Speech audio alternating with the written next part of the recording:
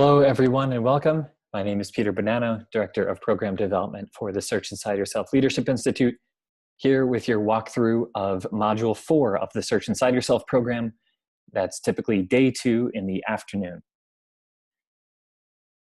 We begin this module welcoming participants back from lunch, doing an energizer for leading into the afternoon, and then moving into empathetic listening. This is a practice that builds on the empathy module that we've just done, inviting participants to listen with a greater sense of empathy by listening for the underlying feeling in what their partner is sharing. We then take some comments from this, and then share that this is another practice that you can take away with you, and ask participants to invite when an empathetic orientation to listening could be helpful for them in their personal or professional lives. This then wraps up the empathy section. We next move into mindful walking, into a walking meditation practice. Notably here, we put this at this point in the afternoon. It makes a nice break as we go from empathetic listening into the leadership sections. And it's a nice movement break as well. In the afternoon, energy tends to be a little bit lower. So doing this here a little bit after participants have gotten back from lunch can help to meet them where they're at in terms of energy level. We take some comments and then share the idea of mindful walking as a takeaway practice. This is something that we can do as a formal meditation practice, as we've just done, or it can be done as an attitude or orientation as we're even, say, walking to the bathroom or walking to the water fountain in the middle of the day. We move on to the final section of the program, where we're going to put a specific emphasis on leadership skills. And to do that, we're really going to integrate all of the different skills that we have been building throughout the 2 days. The 2 aspects we'll focus on are communicating with insight and leading with compassion. We begin with communicating with insight and introduce the book Difficult Conversations from the Harvard Negotiation Project, and share how, first of all, what is a difficult conversation, and then connect the dots about how the different skills we've been building so far can come together and support us to have a challenging and important conversation. We share the idea from Difficult Conversations about the 3 levels that are always being negotiated in any conversation, and especially the importance of that identity level, which is often below the surface, yet driving so much of the conversation. We then move into doing the Difficult Conversations practice exercise. This is one of those exercises where, if you're new to the Search Inside Yourself program, it's really great to read through the details in the teacher guide, to practice it a few times, even if it's just with friends and family members, to watch experienced teachers lead it, as there is a certain precision, which helps to make the steps very clear and therefore helps to make the exercise feel very well held by participants.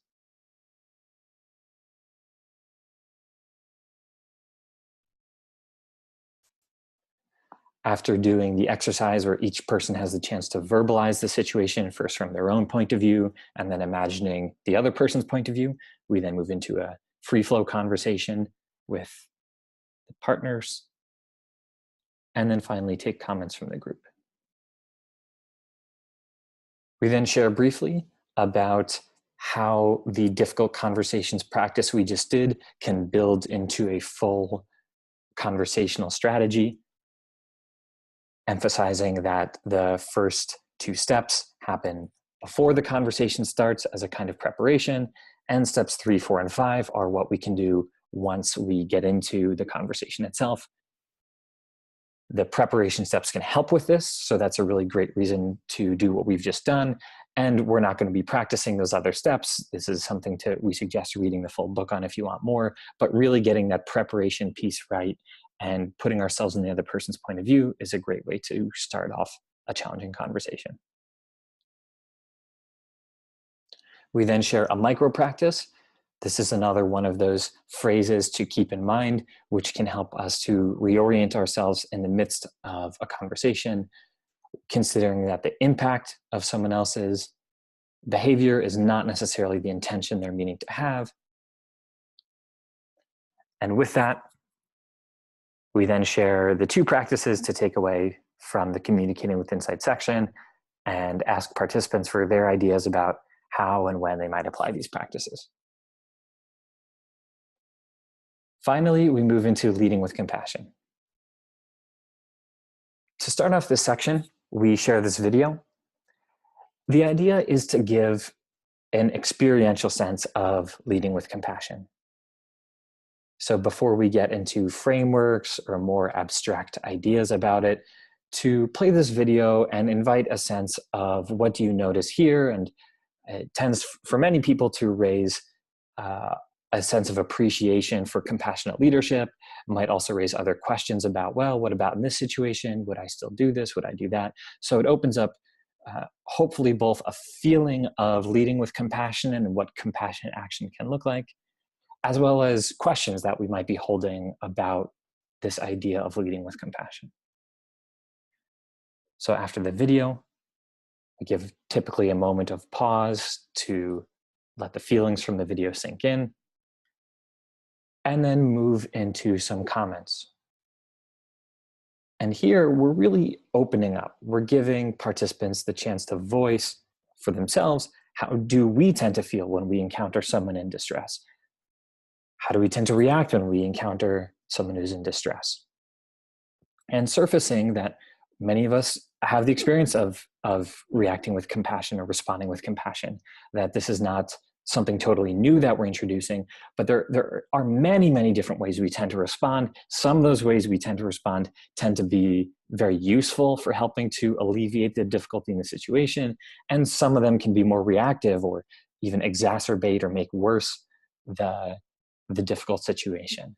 So we're opening up the spectrum of possible responses, and then from opening that up, talk about what if we were to frame this into different ways of responding. This comes from the work of Singer and Klemecki, and the way they frame empathy and compassion is basically that we start with empathy, and empathy can take us down 2 different paths. One is empathetic distress, where we just feel what the other person is feeling, and the other route we can lead down is compassion, where we feel a sense of motivation, a sort of natural organic sense of wanting to help and be of service. And we can point back here that this is why when we did the Just Like Me and Offering Kindness section, there was the offering kindness aspect of it. It wasn't just taking on the feeling that the other person was feeling, but we invited this pro-social kind wishes aspect of the practice so that we could start going down that path of compassion and not down empathetic distress.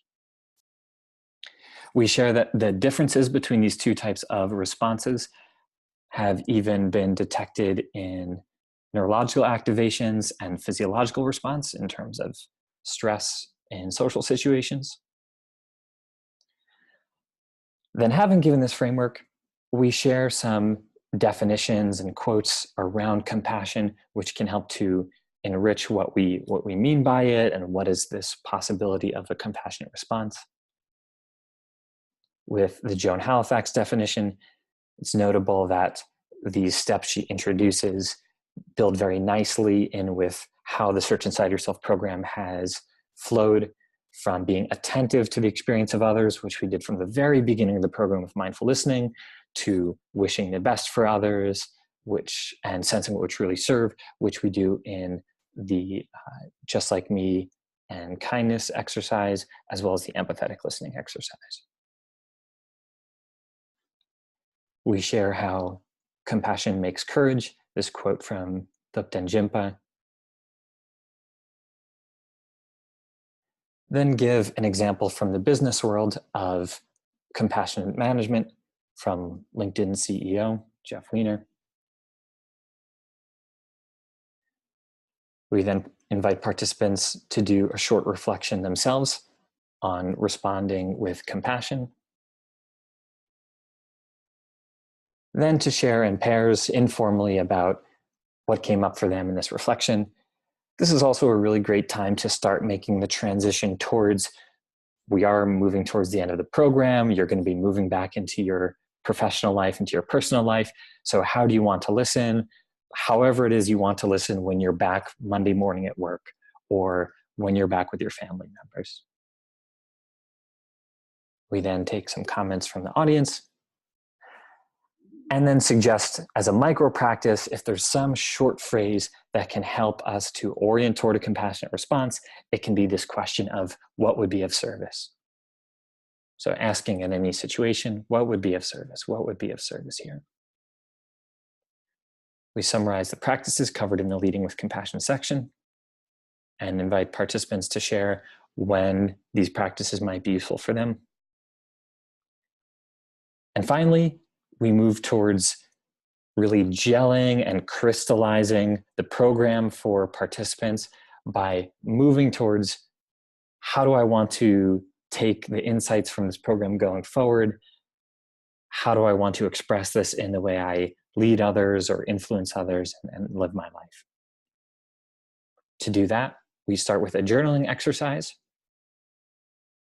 And with this journaling exercise, it gives us the chance to start to develop thoughts around the questions we'll be sharing in our groups about who am I as a leader? How do I want to show up for others? What do I feel deeply committed to? And what is it I can let go of? We'll be doing this in groups of 4. As you do this as a teacher, we really emphasize a sense of structure and formality in the sense of having each person having a very clear space that they can share, that they know their group members are listening to them, and everyone working together then, or the whole class moving simultaneously, of taking that real pause to let sink in and acknowledge what was said before moving on to the next person's share. After doing that exercise, we take some comments from the group,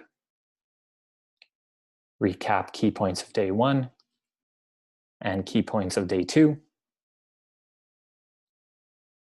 and finally move into one last brainstorming session about how these practices could be useful. We give a quick refresh of the practices covered on day 1, and then suggest leaving this slide up, the practices covered on day 2 of the program, so that as groups are brainstorming together, they can reference this slide, which has a summary of the practices we've done. Take comments from groups about how they might apply the practices, and then move into the next steps.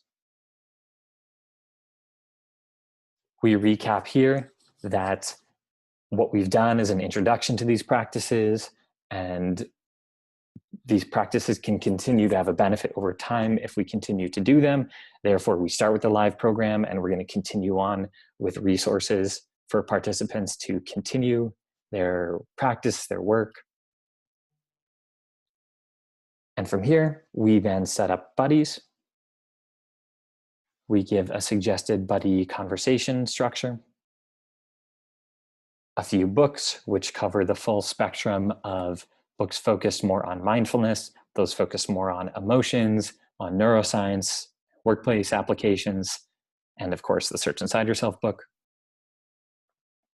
Ask participants to complete evaluations if you will be doing paper evaluations in class. Do a short practice in order to collect attention after all these logistical details, and set up for what's often a very sweet final sharing of what do I take home from Search Inside Yourself. And typically we suggest doing this in up to 2 words. How are you feeling? What do you take away from the program? And giving each person in the program a chance to share if you have the opportunity to do that. So there we are. That's the end of the Search Inside Yourself 2-day program. Best wishes to you and to everyone you reach in your audiences as you prepare to teach the program. Thanks for joining me.